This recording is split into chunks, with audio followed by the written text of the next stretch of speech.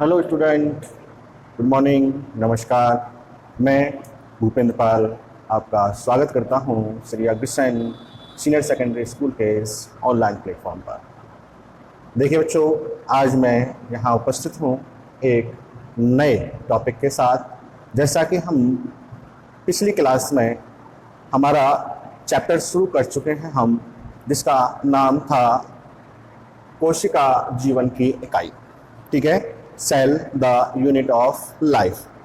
तो देखिए बच्चों, पिछले वीडियो में हमने जो है कोशिका की खोज के बारे में आपको बताया था कि कोशिका की खोज जो है वह किसके द्वारा, वह कब और कैसे की गई थी।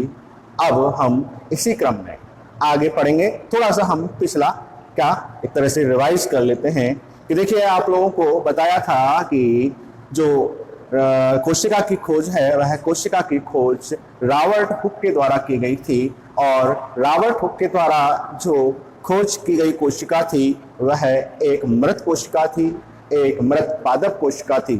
ठीक है बच्चों, तो इसके बाद मतलब रॉबर्ट हुक के बाद कुछ अन्य वैज्ञानिक आए जिन्होंने इस कोशिका विज्ञान के क्षेत्र में अपने अपने प्रयास किए, अपने अपने अनुसंधान किए। ठीक है, तो उन प्रयास और उन अनुसंधान के बाद एक अगले वैज्ञानिक आए हमारे, जिन्होंने की जीवित कोशिका की खोज की। ठीक है, अर्थात जिन्होंने बताया कि जो रॉबर्ट हुक के द्वारा खोज की गई कोशिका थी वह एक मृत कोशिका थी, और ये अर्थात जो एंटोनी वॉन ने बताया कि वो मृत थी, और ये जो है मेरे द्वारा देखी गई जो कोशिकाएं हैं ये एक जीवित अवस्था में पाई जाने वाली कोशिकाएं हैं। ठीक है बच्चों, तो आगे हम बात कर रहे हैं यहाँ पर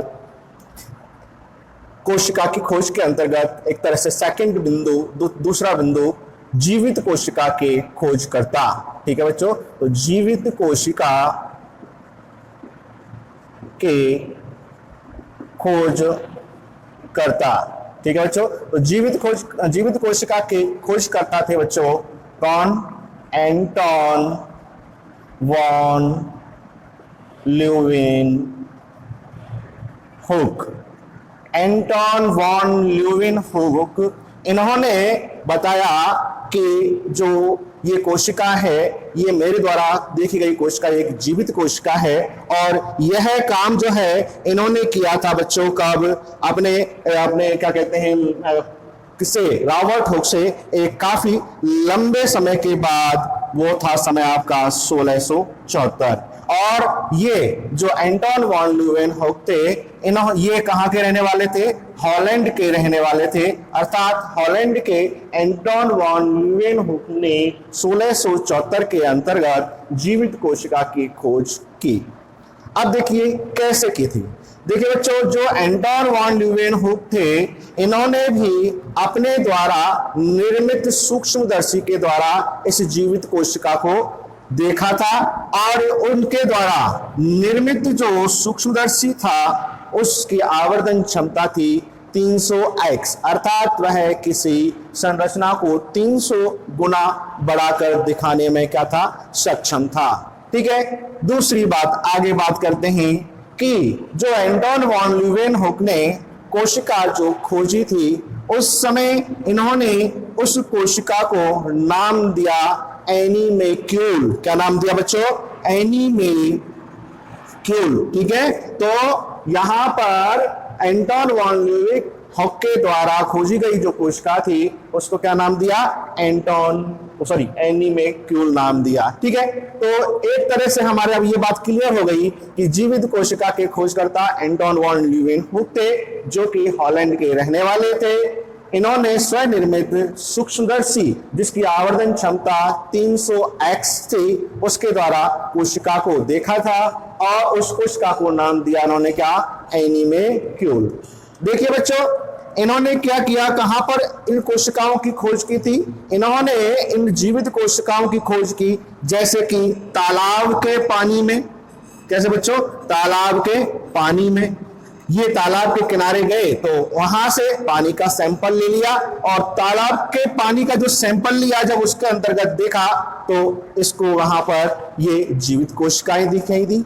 इसके अलावा इन्होंने रक्त का क्या लिया, सैंपल लिया, तो वहां पर इनको उसी प्रकार की संरचनाएं दिखाई दी।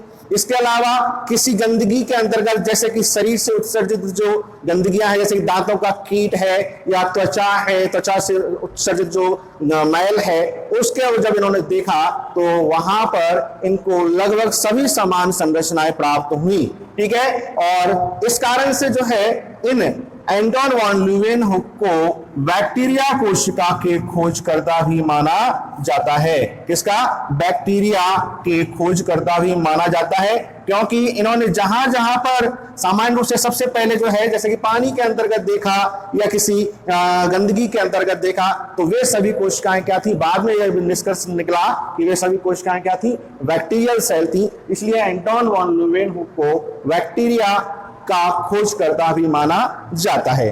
तो देखिए बच्चों, यहां तक हमने देखा कि एक तरह से कोशिका की खोज हो गई। कौन सी? जीवित कोशिका की खोज हो गई। अब इसके बाद एक तरह से कोशिका विज्ञान के अंतर्गत एक खोज करने की, अनुसंधान करने की एक होड़ लग गई और अनेक वैज्ञानिकों ने इस क्षेत्र में अपने अपने अनुसंधान किए। और यह समय था कौन सा? 18वीं शताब्दी का। तो एक तरह से 18वीं शताब्दी के अंतर्गत कोशिका विज्ञान के अंतर्गत अनेक वैज्ञानिकों ने अपने अपने अनुसंधान किए। जैसे कि एग्जाम्पल के तौर पर बात करें, मिरवेल नामक वैज्ञानिक, ऑकेन नामक वैज्ञानिक, लेमार्क, डुट्राचेट नामक वैज्ञानिकों ने अपने अपने मत रखे, अपने अपने अनुसंधान किए। और यहां इन सभी के अनुसंधान से ये वैज्ञानिक 18वीं शताब्दी में इस निष्कर्ष तक पहुंचे कि भाई जो ये जीवित कोशिका है, जो ये जीवित कोशिका है, यह जीवित कोशिका एक झिल्ली से आवृत संरचना होती है। ठीक है, कि यह एक झिल्ली से आवृत संरचना होती है जिसमें एक द्रव भरा होता है तथा इसके मध्य में एक सघन भाग होता है। ठीक है, एक सघन भाग होता है। इट मींस यहां तक ये सभी वैज्ञानिक कब बच्चों? 18वीं सदी के अंतर्गत। कब बच्चों? 18वीं शताब्दी के अंतर्गत अनेक वैज्ञानिकों ने अपने अपने अनुसंधान करके इस निष्कर्ष पर पहुंचे कि कोशिका जो है वह एक झिल्ली से आवृत संरचना होती है और उस झिल्ली के अंतर्गत एक द्रव पाया जाता है और लगभग सभी कोशिकाओं के अंतर्गत उस द्रव के मध्य भाग में एक सघन भाग पाया जाता है, एक सघन संरचना होती है जिसे, ठीक है बच्चों, जिसे बाद में या जिसे रॉबर्ट हुक ने, किसने बच्चों? रॉबर्ट ब्राउन ने कब? 1831 में क्या नाम दिया? केंद्रक नाम दिया। क्या नाम दिया बच्चों? केंद्रक नाम दिया। तो जो 18वीं शताब्दी के अंतर्गत अनेक वैज्ञानिक इस निष्कर्ष पर पहुंचे कि भाई कोशिका जो है वह एक झिल्ली से आवृत संरचना होती है जिसके मध्य भाग में या जिसके अंतर्गत एक द्रव भरा होता है और उस द्रव के लगभग मध्य भाग में एक सघन भाग होता है। उस सघन भाग को रॉबर्ट ब्राउन ने 1831 के अंतर्गत क्या नाम दिया? केंद्रक नाम दिया। इट मींस यहां पर जो रॉबर्ट ब्राउन है वो केंद्रक के क्या हो गए बच्चों? खोजकर्ता हो गए। ठीक है, तो केंद्रक के खोजकर्ता कौन हो गए? यहां पर रॉबर्ट ब्राउन हो गए। कब? 1831 में। ठीक है, तो ये यहां तक हमारा जो है टॉपिक आता है किसके अंतर्गत? कोशिका की खोज के अंतर्गत। अब देखिए बच्चों, इसके आगे क्या होता है? इसके आगे अपने अनेक वैज्ञानिकों ने अनुसंधान कार्य जो है वे चालू रखे या अनवरत रूप से अनुसंधान कार्य चलते रहे। तो दो वैज्ञानिक थे। क्या? दो वैज्ञानिक थे। कौन कौन से? एक थे number 1 Matthias Schleiden. Matthias Schleiden 1838, जो कि जर्मन वनस्पति शास्त्री थे, जर्मन वनस्पति शास्त्री थे। एक दूसरे वैज्ञानिक थे बच्चों, थियोडोर स्वान।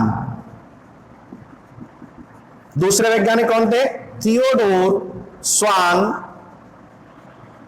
1839 में, जो कि एक ब्रिटिश क्या थे बच्चों? प्राणी शास्त्री थे। देखिए बच्चों, इन दोनों वैज्ञानिकों ने अपने अपने अनुसंधान किए। क्या अनुसंधान किए? देखिए बच्चों, मैथियास स्लाइडन जो हैं, इन्होंने जर्मन के अंतर्गत पादप कोशिकाओं पर, कहां बच्चों? पादप कोशिकाओं पर अपने अनुसंधान किए। क्या? क्योंकि ये वनस्पति शास्त्री थे, इसलिए मैथियास स्लाइडन ने 1838 में क्या किए? पादप कोशिकाओं पर क्या किए बच्चों? अनुसंधान किए। ठीक है, और इन्होंने निष्कर्ष निकाला। क्या निष्कर्ष निकाला? कि भाई जो प्रत्येक पादप कोशिका है, इन्होंने क्या निष्कर्ष निकाला बच्चों? कि प्रत्येक पादप कोशिका, प्रत्येक पादप कोशिकाओं से मिलकर बना होता है, मिलकर बना होता है। क्लियर? इधर थियोडोर स्वान ये जंतुओं पर अध्ययन कर रहे थे। किन पर बच्चों? जंतु अर्थात प्राणी कोशिकाओं पर अध्ययन कर रहे थे। ठीक है, प्राणी कोशिकाओं पर अनुसंधान किए। और इन्होंने क्या निष्कर्ष निकाला? इन्होंने या इनको क्या निष्कर्ष प्राप्त हुआ? इनको भी यही निष्कर्ष प्राप्त हुआ कि प्रत्येक प्राणी अर्थात प्रत्येक जंतु जो है वह किससे मिलकर बना हुआ होता है बच्चों? कोशिकाओं से मिलकर बना होता है। ठीक है, क्लियर हुई बात? तो देखिए बच्चों, एक वैज्ञानिक ने अर्थात मैथियास स्लाइडन ने तो कहा कि पादप जो हैं वे कोशिकाओं से मिलकर बने होते हैं। ठीक है, तो कौन मिलकर बने होते हैं कोशिकाओं से? पादप। दूसरे वैज्ञानिक ने क्या कहा कि जंतु जो हैं वो भी किससे मिलकर बने होते हैं? कोशिकाओं से। तो देखिए बच्चों, इन दोनों के ही निष्कर्ष को जोड़कर या इन दोनों के जो निष्कर्ष था उसको मिलाकर एक निष्कर्ष ये निकाला गया कि पादप और जंतु इट मींस जीव। इट मींस क्या बच्चों? जीव।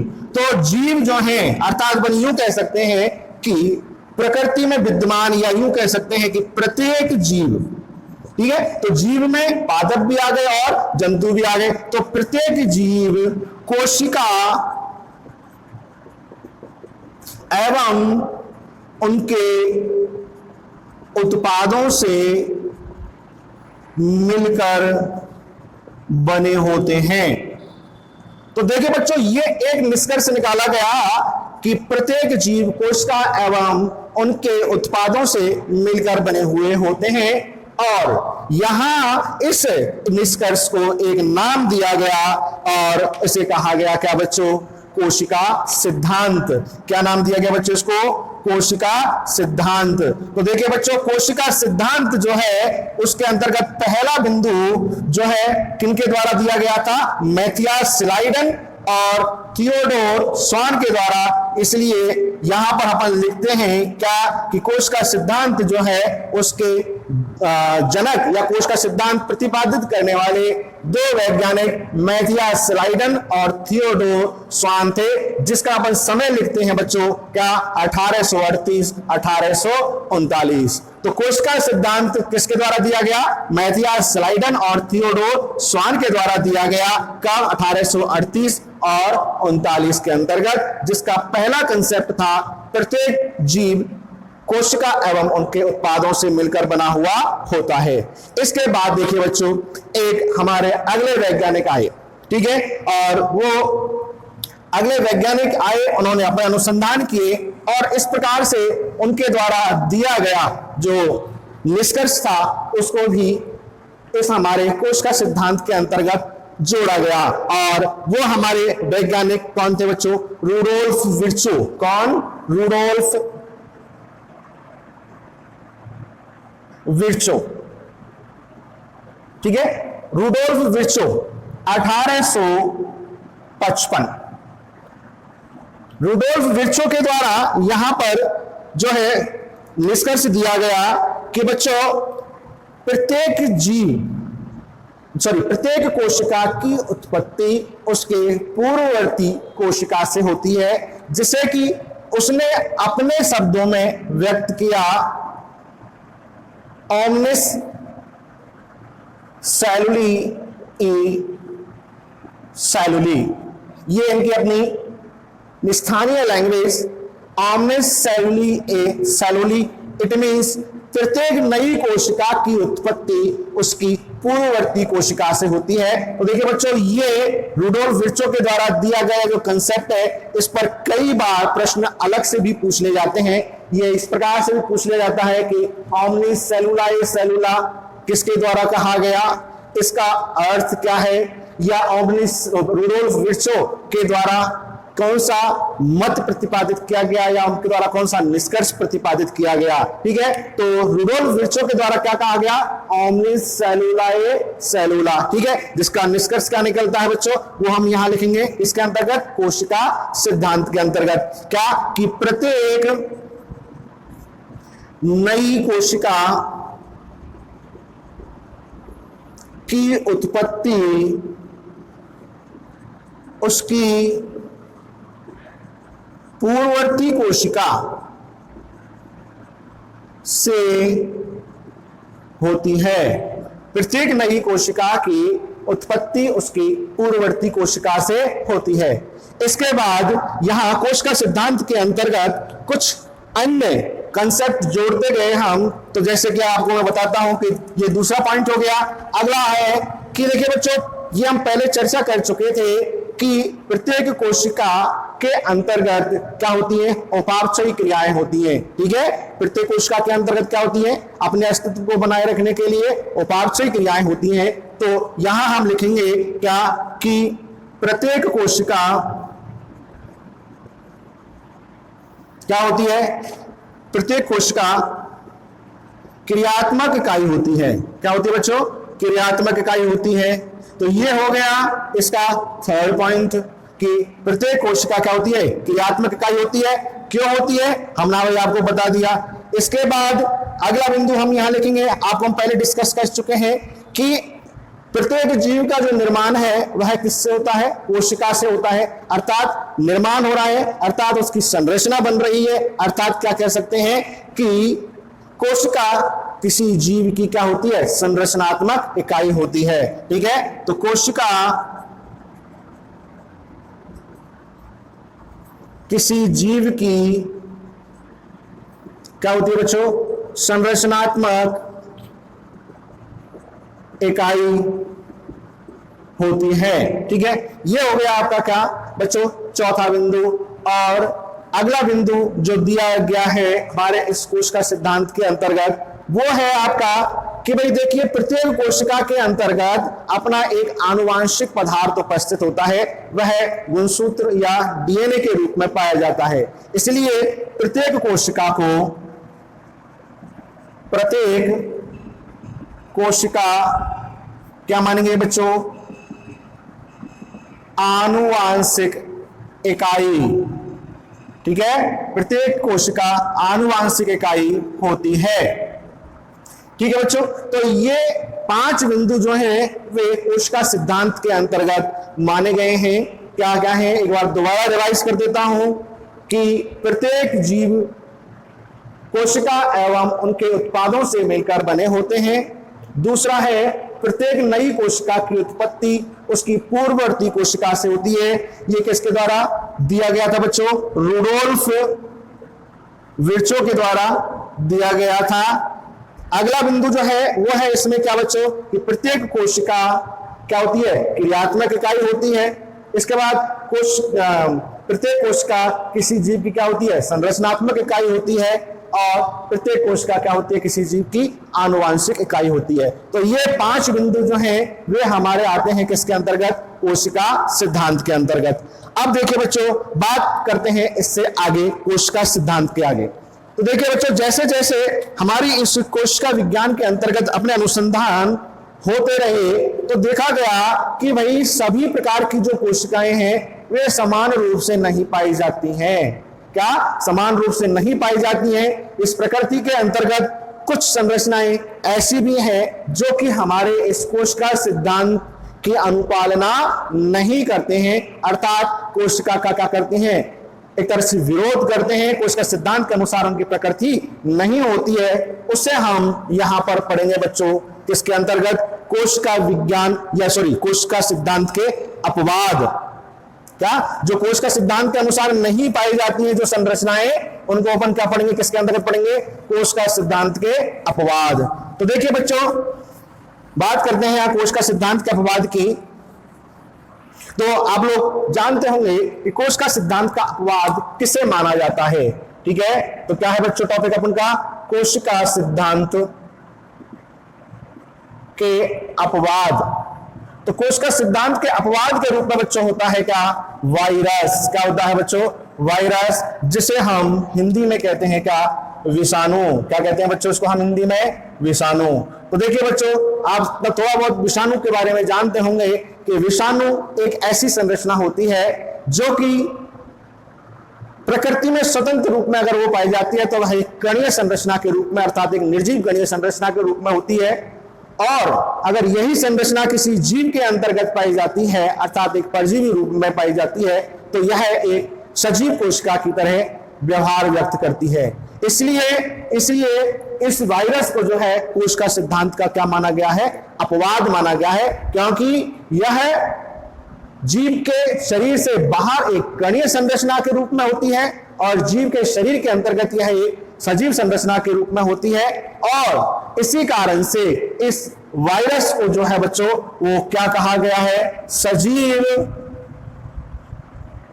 व निर्जीव की योजक कड़ी कहा गया है। क्या कहा गया है, सजीव व निर्जीव की क्या कहा गया है बच्चों, योजक कड़ी कहा गया है। क्यों, क्योंकि ये दोनों ही व्यवहार व्यक्त करती है, सजीव के समान भी और एक निर्जीव के समान भी। तो वायरस का है कोशिका सिद्धांत का अपवाद है, जिसके अंतर्गत पहला बिंदु यही आता है कि, पहला बिंदु क्या आता है कि वायरस अर्थात जो विषाणु है, ठीक है, वायरस अर्थात विषाणु जो है, विषाणु स्वतंत्र रूप में, अर्थात वातावरण में बच्चों, स्वतंत्र रूप से मतलब क्या है, वातावरण में यह एक निर्जीव कणीय संरचना के रूप में होता है, वह सजीव के अंदर एक सजीव संरचना के रूप में लक्षण व्यक्त करता है। ठीक है, पहला पॉइंट अपना यही हो गया।